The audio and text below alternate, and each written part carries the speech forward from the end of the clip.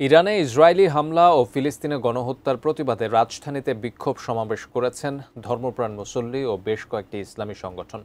তারা বলছেন, এই মুহূর্তে গণহত্যায় জড়িত মধ্যপ্রাচ্যের বিস্ফোরা ইসরায়েলকে না থামালে এই দানব একসময় পুরো মুসলিম বিশ্বকে ধ্বংস করে দেবে।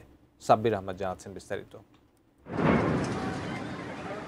বছরের পর বছর ধরে ফিলিস্তিনের নিরীহ মুসলমানদের ওপর নির্মম নির্যাতন ও গণহত্যার পর এবার কাপুরুষের মতো কোনো ঘোষণা ছাড়াই ১৩ জুন ইরানের ওপর হামলা চালায় ইসরায়েল।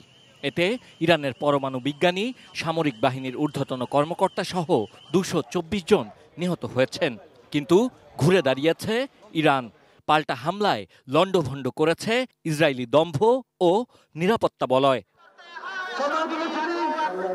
শুক্রবার বাদ-জুমা বাইতুল মোকাররম মসজিদের সামনে সমাবেশে অংশ নেন বিভিন্ন শ্রেণী পেশার মানুষ ও বেশ কয়েকটি ইসলামী সংগঠন। তারা বলেন, যুক্তরাষ্ট্র পৃথিবীর অন্যান্য দেশগুলোকে তৃতীয় বিশ্বযুদ্ধের দিকে ঠেলে দিচ্ছে। এ ব্যাপারে জাতিসংঘকে কার্যকরী উদ্যোগ নেয়ার দাবি জানান তারা।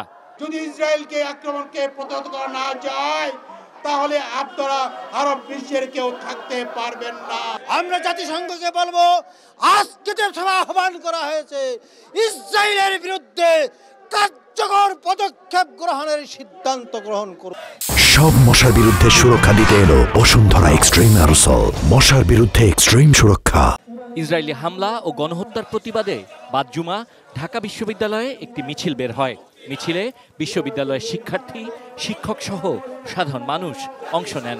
এ সময় তারা বলেন, মুসলমানদের মধ্যে শিয়া সুন্নির বিভেদ ইহুদিদের সৃষ্টি।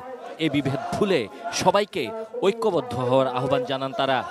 পাকিস্তান যদি পারে এবং উত্তর কোরিয়া যদি পারে এবং অন্যান্য দেশে যদি পারমাণবিক বোমা থেকে থাকে, তাহলে ইরানের দোষটা কি? ইরানকে নিয়ে যারা চক্রান্ত করছে, সমালোচনা করছে, তারা অবশ্যই ইহুদিদের ফাঁদে পা দিচ্ছে। তাই এই মুহূর্তে সকল প্রকার শিয়া সুন্নি বিদ্বেষ বলে ইরানকে সহযোগিতা করুন। বাংলাদেশ সরকার চাইলে ৫৭টি মুসলিম দেশের সাথে যোগাযোগ করে কূটনৈতিকভাবে এটার একটা সুন্দর একটা সমাধানের দিকেও যেতে পারে। রাষ্ট্রীয়ভাবে এই যুদ্ধের কড়া প্রতিবাদ জানানো উচিত বলে মনে করেন প্রতিবাদকারীরা। Sabbir Ahmed, ATN news, Dhaka.